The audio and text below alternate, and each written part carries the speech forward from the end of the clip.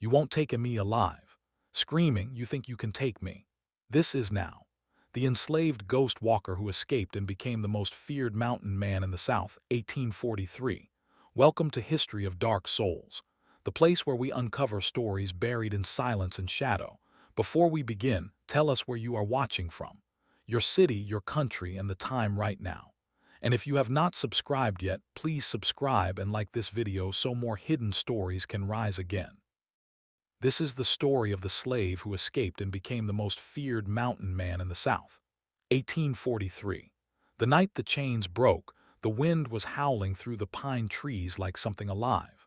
On a quiet plantation tucked deep in the hills of northern Georgia, a young enslaved man named Josiah stood barefoot in the dirt yard, staring at the stars. He had been born in bondage. He had never known freedom. He had never stepped beyond the reach of a whip. Yet that night something in the air felt different. The overseer had drunk too much. The dogs were restless. The moon was thin and hidden behind racing clouds. Josiah was 22 years old, tall, silent, and stronger than most men twice his age. But what made him different was not his strength. It was his patience. For years he had listened. He listened to white men talk carelessly about maps and routes. He listened to traders speak of mountains where no plantation owner dared settle. He listened to whispers from passing travelers about caves, cliffs, and wild rivers deep in the Appalachian Range. He stored every word in his mind like hidden treasure. And on that night in 1843, when the master struck him across the face for something he did not do, something changed inside him forever.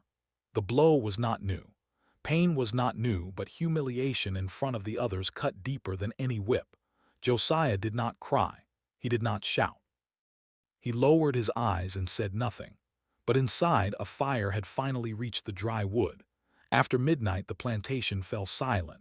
The drunk overseer collapsed in his chair. The dogs were chained. The field hands lay exhausted in their quarters. Josiah rose quietly. He had prepared for this moment for 2 years. Beneath a loose floorboard, he had hidden dried cornmeal wrapped in cloth, a stolen hunting knife, and a small tin cup. He carried nothing else. No shoes, no coat, no blanket, because he knew weight meant death. He slipped past the quarters and entered the woods. He did not run. Running made noise. He walked slowly until he reached the creek. Then he stepped into the cold water and followed it upstream to hide his scent from the dogs. The water bit into his skin, but he did not stop. He walked for hours under a sky that seemed endless. By dawn, he had reached the base of the mountains he had only seen from a distance. He turned once and looked back at the valley where he had lived his entire life. Smoke rose from the plantation chimneys. Somewhere in that place, men would soon wake and discover he was gone. He knew they would come. They always came. Slave catchers with horses and rifles. Bloodhounds trained to hunt human flesh. Posters with rewards printed in bold letters. But Josiah was no longer afraid. Fear belonged to the plantation. The mountains were something else. As the sun rose, he climbed. The terrain was steep and covered in thick forest. Rocks cut his feet. Branches scratched his arms. He kept moving. He remembered hearing an old enslaved preacher once say that mountains belong to God, not to masters. Josiah believed that. By midday, he found a narrow cave hidden behind hanging vines. It was small but dry. He crawled inside and lay still, listening. In the distance, he heard faint barking. The hunt had begun.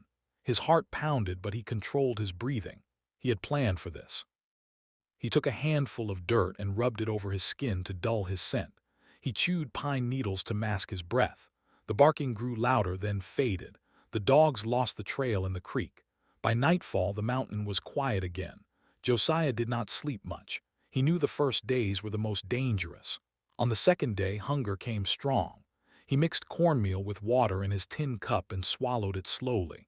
It would not last long. He needed to learn the mountain fast. He began exploring carefully, marking his path with small stone piles only he would notice. He found wild berries. He learned which leaves were safe and which burned the tongue. On the third day, he spotted a deer drinking from a stream. He froze. He had never hunted alone before. He had watched others. He studied the animal's movement, the way it lowered its head, the way its ears twitched. He knew he could not waste a strike. He crept closer, heart steady. When he lunged with the knife, the deer bolted. He missed. That night hunger gnawed at him like a living thing, but he did not despair. He learned. On the fourth day he found an abandoned trap left by a white hunter. He studied its design carefully. He rebuilt it and placed it near a rabbit trail he had observed. By morning, a rabbit struggled inside. Josiah whispered thanks before ending its life quickly. He roasted the meat over a small smokeless fire inside the cave. As he ate, something changed again inside him. For the first time in his life, every bite he consumed belonged only to him. No master, no overseer, no order, just survival. Days turned into weeks. The search parties stopped coming as often. The reward posters faded in rain. The plantation likely believed he had died in the wilderness. But Josiah was not dying. He clears throat was learning. He mapped the mountain paths in his mind.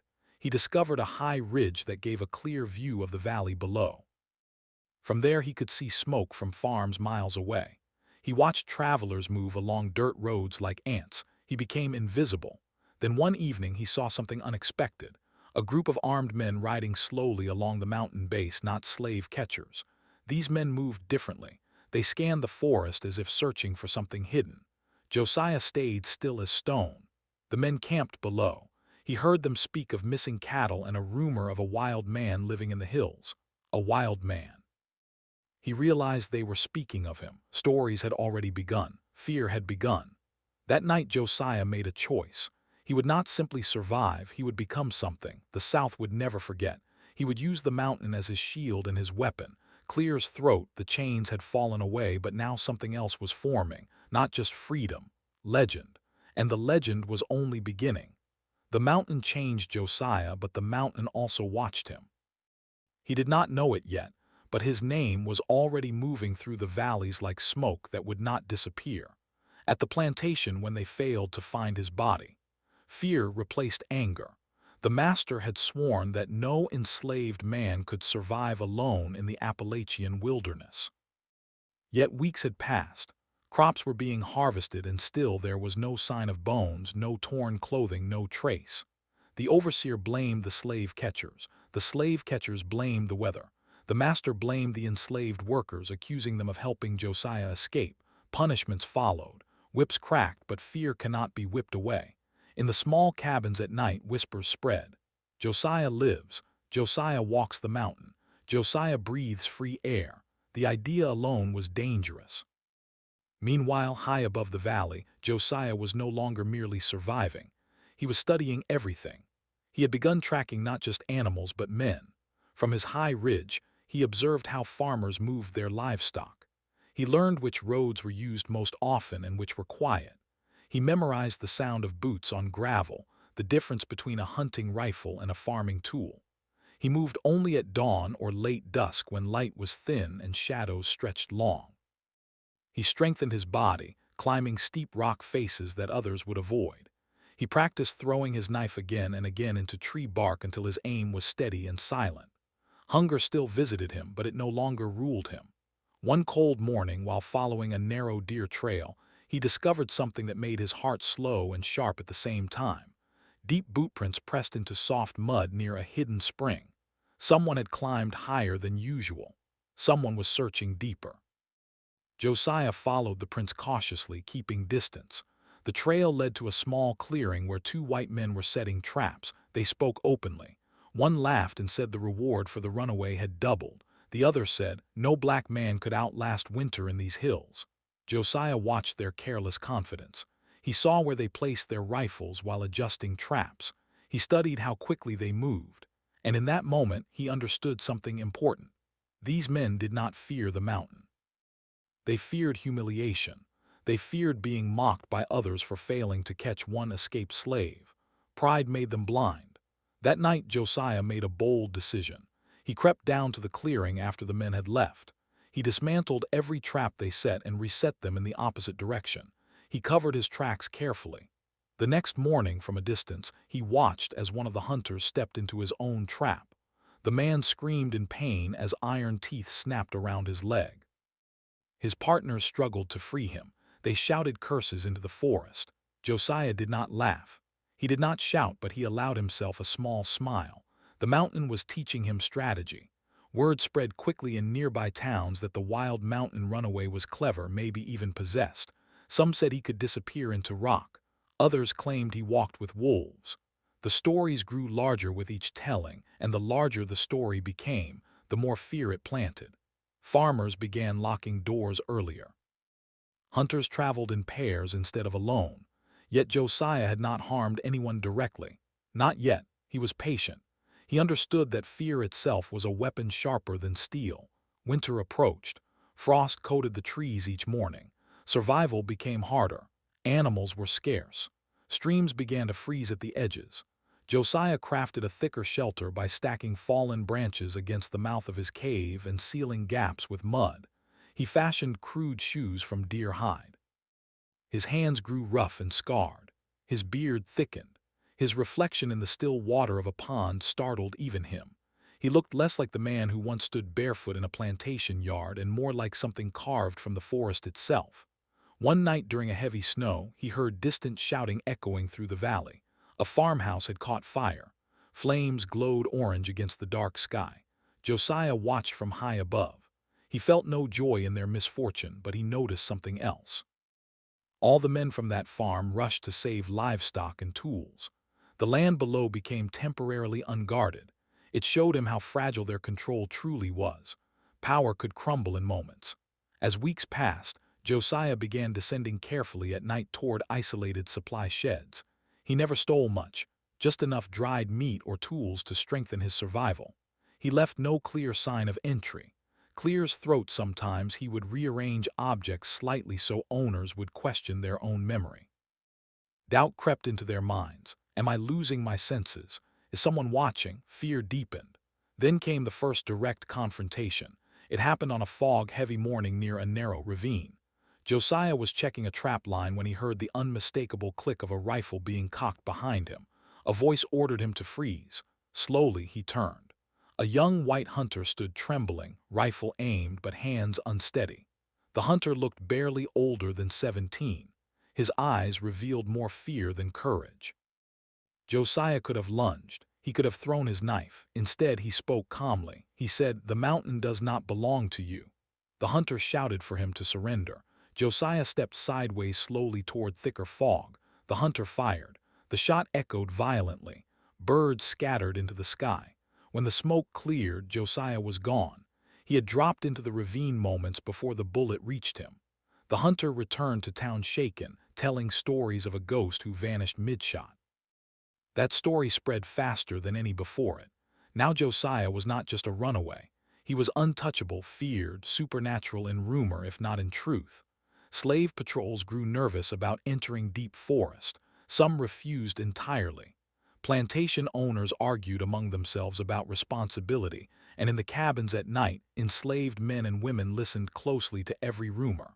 Hope flickered quietly. If one man could outwit the South, what else was possible? But power always answers fear with force. By late winter, a larger hunting party formed. Not just local farmers, but experienced trackers from neighboring states. They brought more dogs, better weapons, and supplies for weeks. They vowed to end the legend. From his ridge, Josiah counted them carefully. 12 men, 3 dogs, organized, disciplined. This would not be easy. For the first time since his escape, real danger pressed close again. But Josiah did not panic. He studied their patterns. He noticed one man who gave orders, a former soldier, by posture and voice. Remove the head and confusion follows. The mountain wind howled that night like it had on the night he escaped. Josiah sharpened his knife slowly, thoughtfully. The hunt had become something larger than survival. It had become a battle of minds. And in the darkness of 1844, as snow melted and spring crept near, the most feared mountain man in the South prepared to show them that freedom once tasted can never be taken back. The 12 men moved into the mountains with confidence, boots heavy against stone, rifles resting against their shoulders. Dogs pulling at chains as if eager for blood. Josiah watched them from above through a curtain of pine branches. He counted their movements again and again. 12 men, 3 dogs, 1 leader whose voice carried farther than the rest. The former soldier walked at the front. He moved with discipline. He scanned the ridges carefully. He did not laugh like the others. He did not waste words. Josiah understood at once that this man was different.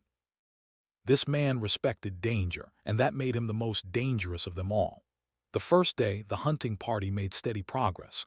They followed old trails, examined broken twigs, and studied the ground for any sign of fresh movement. Josiah had already erased most of his clear tracks days earlier. He moved along high stone ridges where footprints could not remain. He stepped in streams when descending. He brushed branches behind him. The mountain had become his teacher and his ally. That evening the men built a fire in a clearing below the ridge where Josiah lay hidden. He listened as they spoke. One man claimed the runaway was likely starving.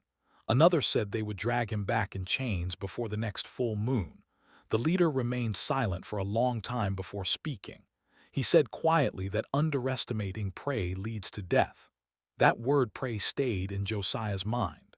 They believed he was prey, but the mountain was not a plantation field. There were no straight roads here, no predictable lines. Here, survival favored the patient and the observant. During the night, Josiah crept downwind of their camp. He studied the dogs first. Strong animals trained well. They would be the greatest threat.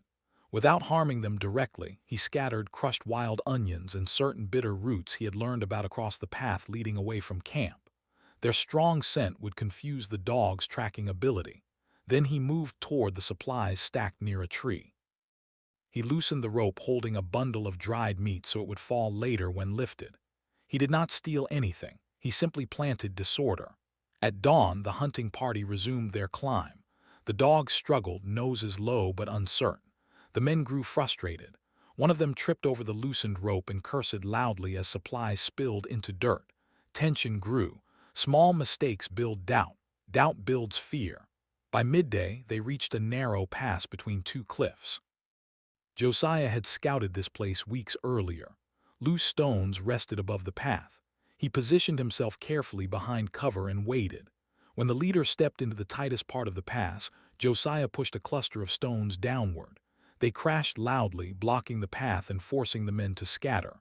No one was crushed, but panic flashed across faces. The dogs barked wildly. Echoes bounced off rock walls, making the scene feel larger than it was.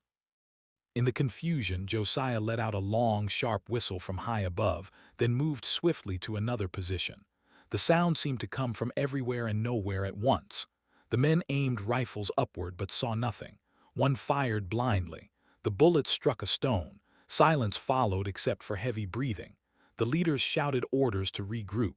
They pressed forward, but their formation had broken. That night their fire burned smaller. Voices were lower. One man suggested retreating and returning with more men. The leader refused. Pride was heavy in his tone now. Josiah understood that pressure was working. On the third day, rain began falling hard, turning trails into slick mud. Josiah used the storm to his advantage. He doubled back along their previous route, creating false trails that would appear fresh. He allowed one clear footprint to show before vanishing again into rock. The dogs pulled sharply in the wrong direction. Hours were wasted. Frustration grew. One hunter accused another of poor tracking. The argument nearly became physical before the leader intervened. Division had entered their ranks, but the mountain demands payment from all who challenge it. Late that afternoon, one of the younger hunters slipped while crossing a wet slope and fell hard against a tree. His leg twisted unnaturally. Pain filled his scream. They could not carry him easily through steep terrain. The group was forced to build a rough stretcher and slow their pace. Josiah watched from hidden cover. He felt no joy at the man's injury. He knew suffering too well, but he recognized the opportunity. A slowed enemy is a weakened enemy. That night, Josiah descended closer than ever before. As rain softened the world, he approached the edge of that dim campfire light. He threw a small stone into bushes opposite his position. Two men rushed toward the sound. In that brief distraction, Josiah stepped forward silently and cut the leather strap securing one rifle to a pack. He retreated into darkness unseen. Moments later, the strap gave way and the rifle fell into mud. The owner cursed loudly. Tension sharpened further. By the fifth day, exhaustion was clear. Food supplies had dwindled due to delays. The injured man's fever was rising. The dogs were less eager. their noses overwhelmed by rain and strange scents. The leader's jaw tightened with each passing hour. Finally, he made a decision to split into two smaller groups to cover more ground. That decision was the fracture Josiah had been waiting for. Smaller groups meant less protection. Josiah tracked the leaders half personally. He moved above them, silent as shadow. When they stopped near a steep ravine to rest, Josiah acted. He rolled a heavy branch down the slope toward their horses. The animals panicked and broke loose, disappearing through trees. Shouts filled the air. The leader fired into the forest in frustration. In the chaos, Josiah stepped into view on a distant ridge just long enough to be seen clearly, tall, bearded, still watching. The leader saw him and froze. For a brief moment, their eyes met across distance.